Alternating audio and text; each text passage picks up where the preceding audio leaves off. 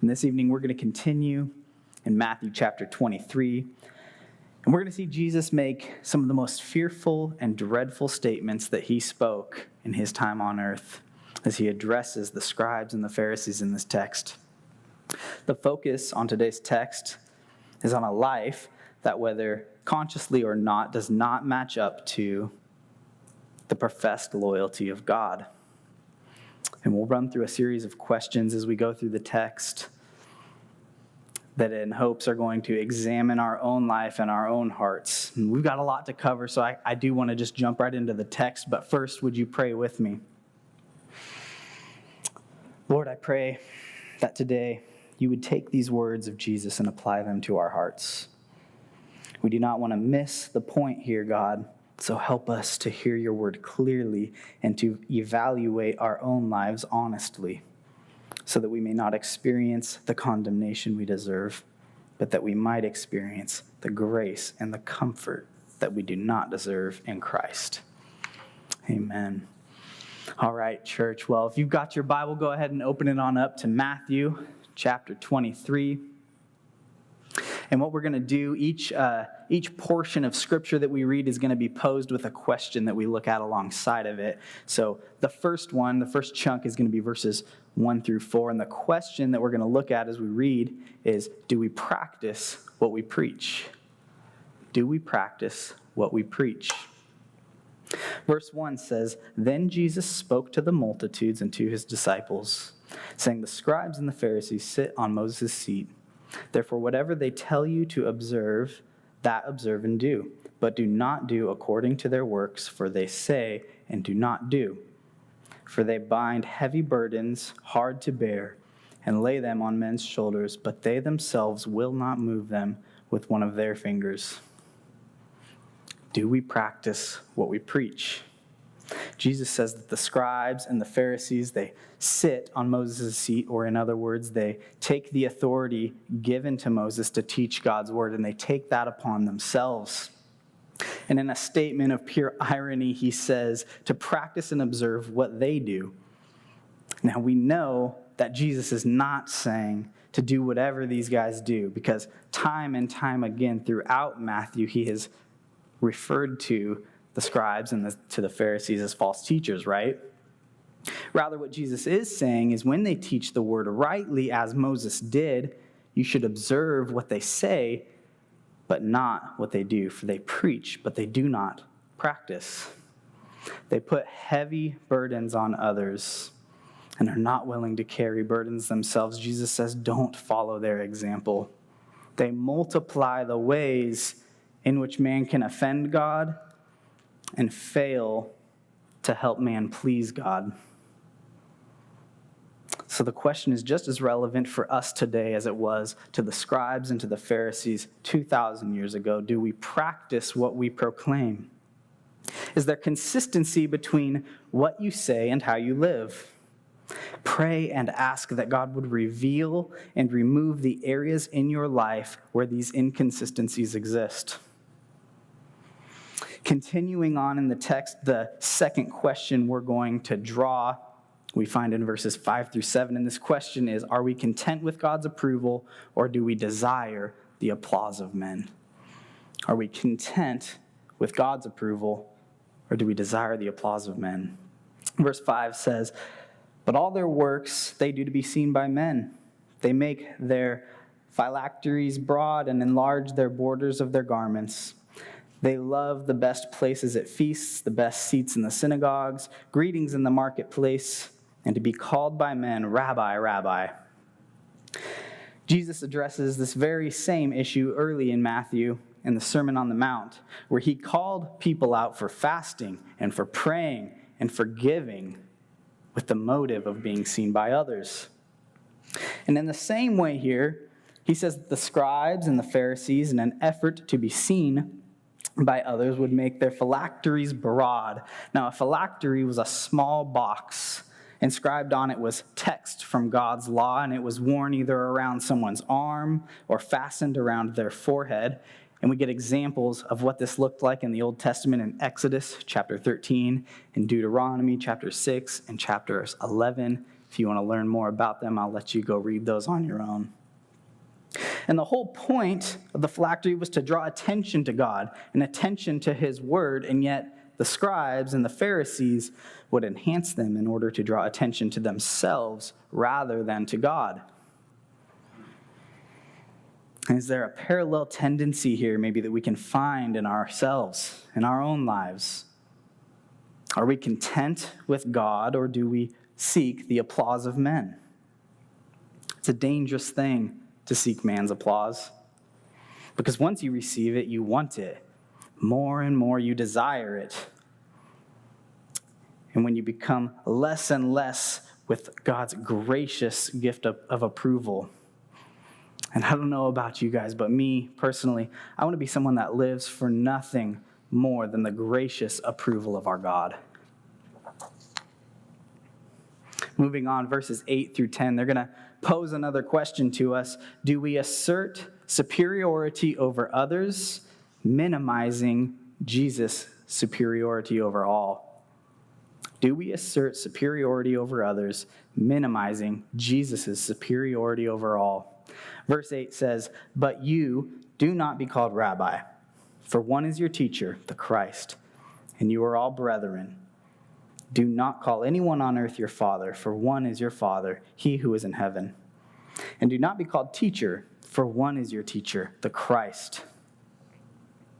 So let's not misunderstand here. Jesus isn't saying that we should not have any leadership within the church. We see God raise up leaders in the church since the very beginning of its existence, right?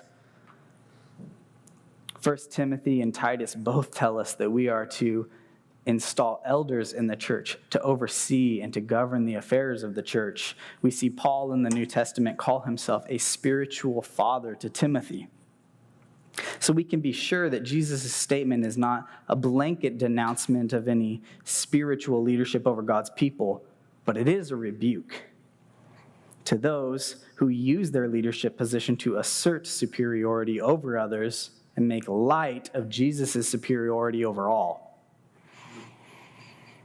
And this is exactly what we see the scribes and the Pharisees were doing when they refer to themselves as rabbis and as spiritual leaders and as teachers. In doing so, they would draw people to themselves and away from Jesus. It's this pattern we're seeing, right? Drawing people to themselves and away from Jesus. So what about us? Do we find comfort in being in a better or a higher position than someone else? Are we prone, even in our own minds, to exalt ourselves above others, to measure yourself against someone else? Do you find yourself comparing yourself with other people? In his book, Mere Christianity, C.S. Lewis wrote of pride that it is the great sin. And he goes on in the book to say that if anyone would like to acquire humility, I think, tell him the first step. The first step is to realize that one is proud, and a biggish step too. At least nothing whatever can be done before it. If you think you are not conceited, it means you are very conceited indeed. So do we find pleasure in being better than the rest? Or even discouragement in being below the rest? You see, it cuts both ways, doesn't it? We're naturally prone to compete with one another, to measure ourselves against one another. And yet, the whole point here is that we're brothers and sisters in Christ, right? We're equal before God, and Jesus alone is superior. The next question we're going to move on to is verses 11 and 12. And the question here for us is, do we humbly serve one another, or are we centered on ourselves? Do we humbly serve one another, or are we centered upon ourselves? Verse 11 says, "But he who is greatest among you shall be your servant. And whoever exalts himself will be humbled, and he who humbles himself will be exalted." Now, throughout the book of Matthew, we've been given many examples of humility so far, haven't we?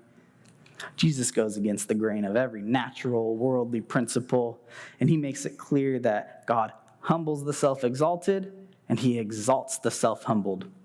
God humbles the self-exalted, and he exalts the self-humbled. We see this expressed most clearly in the way that we serve others. So, church, are we constantly and consistently looking for opportunities to serve one another? What would your spouse say? What would your parents say? What would your brother or your sister say? What would your best friends say? Would they say that humble service is your posture? Something to think about, right? Because I can tell you my wife probably wouldn't say that about me all the time. Maybe sometimes.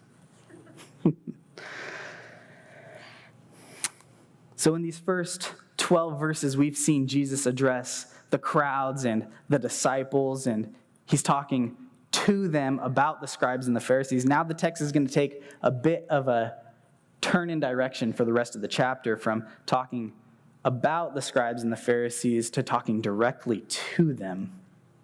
And we're going to look at 7 woes that he gives the scribes and the Pharisees. And people group these woes in all sorts of ways when studying the scriptures. But what I've chosen for us to do today is to take the first 6 woes and group them into 3 pairs. And they'll all overlap with one another. And there's going to be a question, just like we've been looking at. There's going to be a question with each pair. And the first 6 woes are all going to lead up to the 7th woe, which is the final and the weightiest hammer that Jesus brings down. So verse 13 through 15 are the first 2 woes we'll look at. And the question to parallel them is, are we hindering salvation for others? Are we hindering salvation for others? Verse 13, but woe to you, scribes and Pharisees, hypocrites! For you shut up the kingdom of heaven against men. For you neither go in yourselves, nor do you allow those who are entering to go in. Woe to you, scribes and Pharisees, hypocrites! For you devour widows' houses, and for a pretense making long prayers. Therefore you will receive greater condemnation. Woe to you, scribes and Pharisees, hypocrites! For you travel land and sea to win one proselyte, and when he is won, you make him twice as much a son of hell as yourselves. What a statement. What a statement. Are we hindering people's salvations? Are we keeping people from the kingdom of heaven? Because the scribes and the Pharisees were. And don't miss it, they were sincere. They were devoted in what they were doing. It says they'd travel across sea and land to make one proselyte, to make one disciple. See, these guys literally believed, they really and truly believed in what they were doing, that the message that they were spreading was right. They devoted their lives to making it known to everyone. But in the process, they were hindering people's salvation, keeping people from the kingdom of God, even with the best of intentions. And church, don't be fooled, because this can absolutely happen to us. It's possible to be sincere in the message you spread and yet entirely miss the point altogether. We need to realize that false teachers abound in Christianity.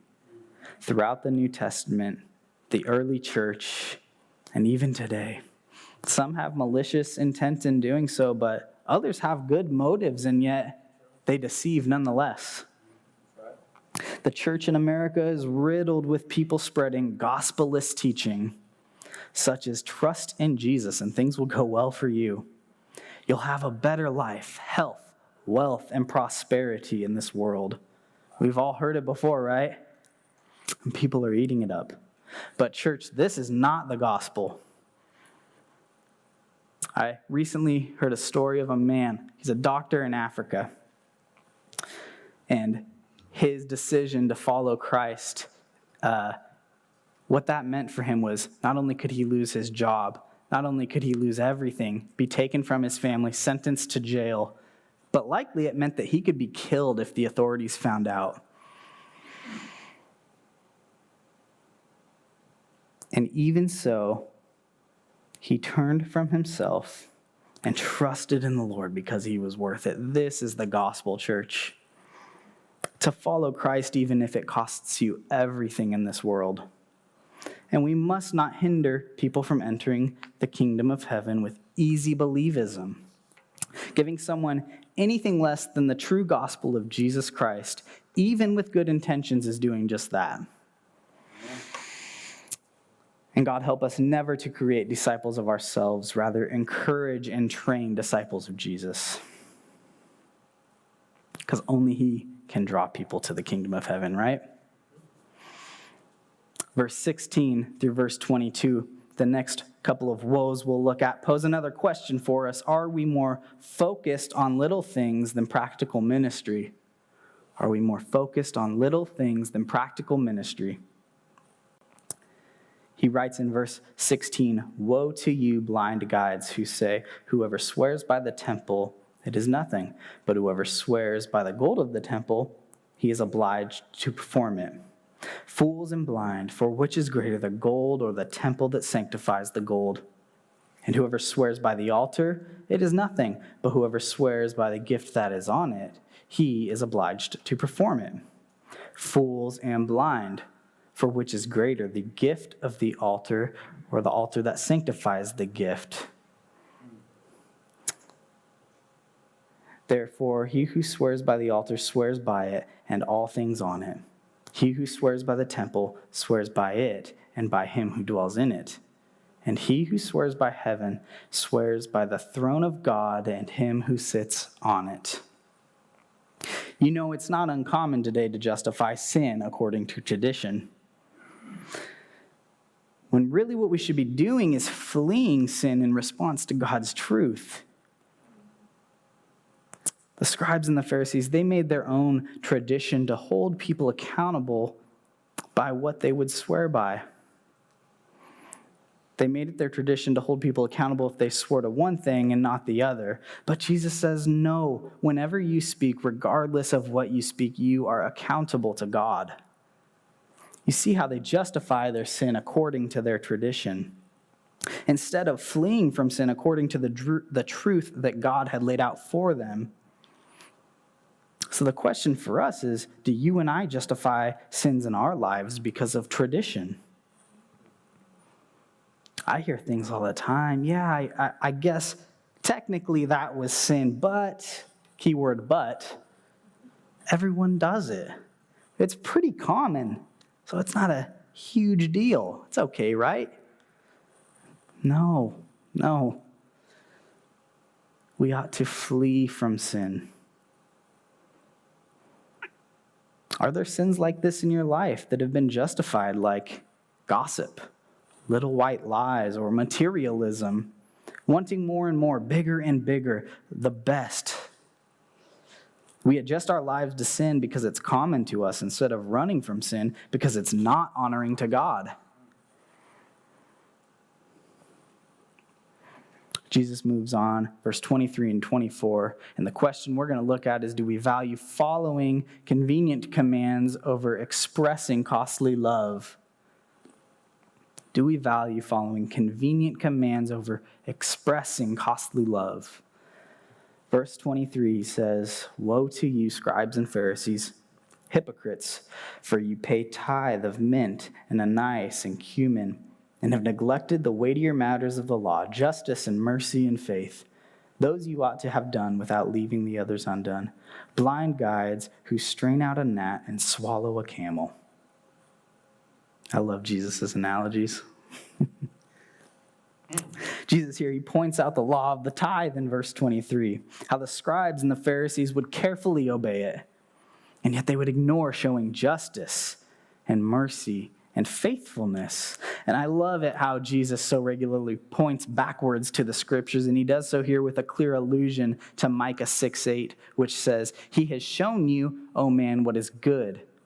And what does the Lord require of you but to do justly, to love mercy, and to walk humbly with your God?" To do justly, to love mercy, and to walk humbly with your God. You see, it makes no sense for us to spend our lives priding ourselves on only obeying commands from the word that are convenient to us, when there's such a massive need to show justice, mercy, and faithfulness right outside these doors. Amen. And it's not that tithing and commands like that in the scriptures aren't important, because they are and you should be doing them. But are you willing to get out of your comfort zone, to make sacrifices, to get your hands dirty in practical ministry? It might be hard.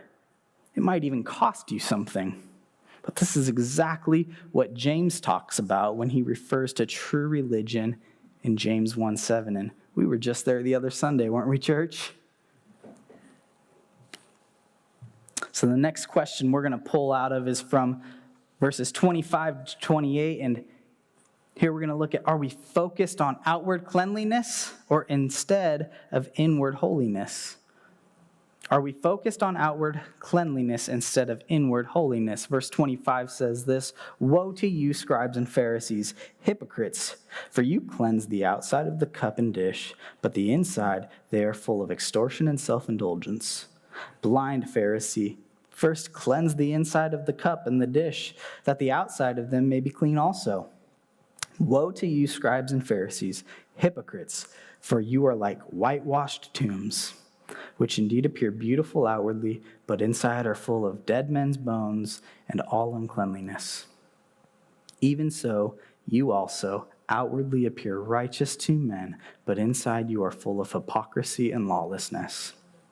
You see, purity always begins with the heart.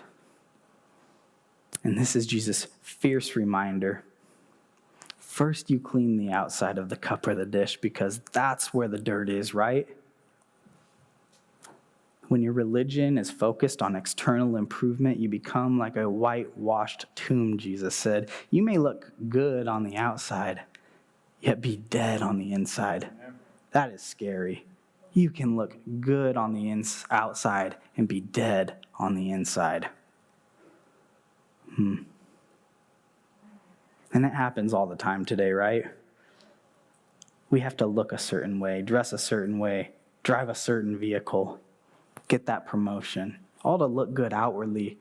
And all along, we could be dead on the inside. And hear this, church, that religion is a subtle and dangerous cover-up for spiritual deadness. You can come to church every week, and maybe you even attend a life group. But why? Are you just going through the motions? Are you just checking off the boxes of your tradition because that's what's always been done in your family? To look spiritual? We must constantly examine ourselves for inward transformation and inward growth in our lives. Our hearts are being changed to desire God more than anything else in this world. Is your heart being transformed to desire God more than anything else? Is there love and affection for the Lord at the root of your obedience to Him? Is Christianity a matter of duty or a matter of delight for you? Is holiness being joyfully cultivated in your heart? See, for the scribes and for the Pharisees, the answer to these questions was no. And it sets the stage for Jesus' final charge. Verse 29, "Woe to you, scribes and Pharisees, hypocrites, because you build the tombs of the prophets and adorn the monuments of the righteous and say, if we had lived in the days of our fathers, we would not have been partakers with them in the blood of the prophets. Therefore, you are witnesses against yourselves that you are sons of those who murdered the prophets. Fill up, then, the measure of your father's guilt. Serpents, brood of vipers, how can you escape the condemnation of hell? Therefore, indeed, I send you prophets, wise men, and scribes. Some of them you will kill and crucify, and some you will scourge in your synagogues and persecute from city to city, that on you may come all the righteous blood shed on the earth, from the blood of the righteous Abel to the blood of Zechariah, son of Berechiah, whom you murdered between the temple and the altar. Assuredly, I say to you, all these things will come upon this generation." Did you catch that? They would build tombs of the prophets, the same ones that we read about in the Old Testament who were persecuted, stoned, and killed. The scribes and the Pharisees would erect monuments to these prophets as if to say, we would never do what our fathers did. We would never have stoned them, persecuted them, or killed them. And this is where it gets very real, because Jesus says, of course you would have. You absolutely would have done everything that your forefathers did before you, because your hearts are the same as theirs. And Jesus makes it clear that in essence, they had killed God's messengers of the Old Testament. They were sons of murderers, and in the days to come, they will certainly show it. Jesus tells them that I'm going to send you prophets, wise men, and scribes. And guess what? You're going to persecute them. You're going to kill them. And this is exactly what we see unfold throughout the book of Acts, isn't it? Disciples of Jesus with Jewish religious leaders on their heels to persecute and kill them as they proclaim the gospel. We see it in Acts chapter 13 in the city of Antioch, Acts chapter 14, Lystra, Acts 17, Berea and Thessalonica, Acts 18 and Acts 20 in Corinth, and Acts 23 in Jerusalem, just as Jesus said. And Jesus goes on to give an overview of how from the blood of Abel to the blood of Zechariah, the first person sinfully murdered, to the last in the Hebrew arrangement of the Old Testament, that there is blood on their hands for the past, and there is blood on their hands for what is to come. But here's the picture, church. Ultimately, there's blood on their hands for what's about to presently happen, because just days after this encounter, they are going to murder the promised Messiah. And in verse 36, Jesus declares that the wrath of God will be poured out on their generation. Time and time again in the Old Testament, we see God wait for the fullness of sin to be displayed before pouring out his wrath, right? But never before now has that picture ever applied to the people of Israel. And here it does. Because they've entirely missed the point.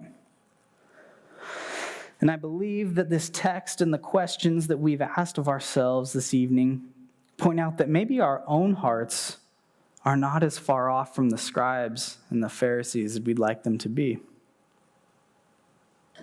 Because remember that these guys were sincere and genuine in what they were doing, right? And as we come to the climax of Jesus' condemnation on the scribes and the Pharisees, the crowds that would kill the Messiah, we come face to face with a very frightening reality that we are them. We are them. There was a 19th century hymn written in the title and the first line of the song is, "Were you there when they crucified my Lord?" And the answer is yes. For me and for all of you, for each of us in the room, yes. The author John Stott said it like this: until you see the cross as that which is done by you, you will never appreciate that it is done for you. We have all rebelled against God. We have all turned from God. No matter how sincere you are, no matter how hard we try, and no matter what we do, our hearts warrant the wrath of God. And so these last few verses we read will have a particular and special application to Israel, but they also have a clear response for us as well. Let's pick up in verse 37. "O Jerusalem, Jerusalem, the one who kills the prophets and stones those who are sent to her. How often I wanted to gather your children together as a hen gathers her chicks under her wings, but you were not willing. See, your house is left to you desolate, for I say to you, you shall see me no more, till you say, blessed is he who comes in the name of the Lord." There's an inevitable certainty for them and an inevitable certainty for us as well. The condemnation of sinners is imminent. The condemnation of sinners is imminent. Each one of us will stand before God accountable for our sins, deserving of his wrath. The condemnation of sinners is imminent. But the good news is that salvation of sinners is possible. Notice the end of verse 37. Jesus says he often has longed to gather his people under his wings, to give them rest, to give them protection, to give them salvation. But they weren't willing. They wouldn't come to him. But church, we can. So come to him. This is the call. Do not resist him. Salvation is available to everyone who will come to the Lord. Condemnation of sinners is imminent, but salvation of sinners is possible. Beyond that, the exaltation of Jesus is guaranteed. He will come back as the ever-reigning Lord, and every knee will bow and every tongue will confess that Jesus Christ is King. The question for us is when he comes, will you see him as the consuming judge or the welcomed king? So how do we respond in light of all we've seen in today's text? There's a response for two groups of people here. First, to the leaders within the church, your pastors and your elders. And secondly, there's a takeaway for everyone here. So leaders in the church, pastors, elders, myself included, let us lead with integrity, with God's word as our only source of authority for what we believe and how we behave. God, would there be no hypocrisy among us? Lord, would your word be clear from our lips and clear from our lives? Would we never be guided by our own traditions, but always guided by your truth, God?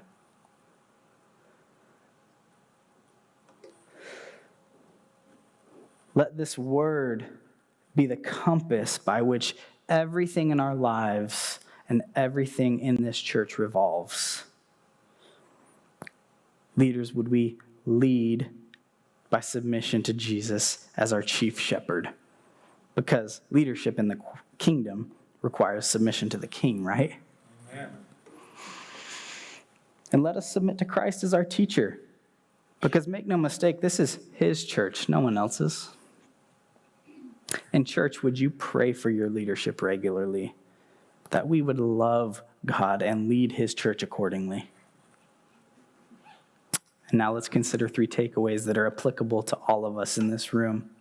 Number 1, we can humbly hide under the shelter of Jesus' mercy. We can humbly hide under the shelter of Jesus' mercy. We need the Lord's mercy in our lives. It's what the scribes and the Pharisees missed most. So don't miss his mercy. It's the distinction between true religion that brings glory to God and sincere religion that warrants the wrath of God. So whether you're an active church attendee or this is your first time in a church setting, the question still applies. Are you under the wings of God's mercy? Turn from yourself and run to the mercy of Jesus. Amen. Because he has paid the price. He took the wrath of God that you and that I deserve upon himself on the cross. And he rose from the grave, defeating sin and death, so that all who come to him will be reconciled to God and live in communion with him for eternity. Don't miss the mercy of the Lord. And once you're there, just stay there. Just live in it. Number 2, wisely walk and surrender to Jesus' authority. Wisely walk and surrender to Jesus' authority. How do we avoid sincere religion that misses the point? Read and understand his word. At the center of every one of the 7 woes to the scribes and the Pharisees is a misunderstanding of the scriptures. God has not left us in the dark on how to walk through the Christian life, friends. We've been given his word. Read it, study it, believe it, and pray to him. Ask him to reveal his truth to you. Ask him for wisdom, and he'll be faithful to give it to you. And desire his worship wholeheartedly. We can live and surrender to him as Lord because he is worthy. The scribes and the Pharisees refused to live for the glory of Christ, but may the opposite be true of us as a church. Would we refuse to live for anything but the glory of Christ? And number 3, live out the gospel. No doubt do we see condemnation from Jesus upon sinners in this chapter, but we also see compassion from Jesus for sinners. Again, verse 37, he longs for the salvation of Jerusalem. There are people around us in desperate need of God's mercy, so tell them about it. Let's spend our lives willing to sacrifice anything to make the good news of salvation through the finished work of Jesus Christ on the church known to all. And let us passionately proclaim the supremacy of Christ's glory. Let us passionately proclaim the supremacy of Christ's glory. Church, in a moment, we're going to worship together again. Justin's going to come up and we're going to worship in response to this message. And it's a heavy message. I mean, he lays it on the scribes and the Pharisees. But there's a response from him, right? To wholeheartedly surrender and worship to God. To submit every angle of your life to the Lord.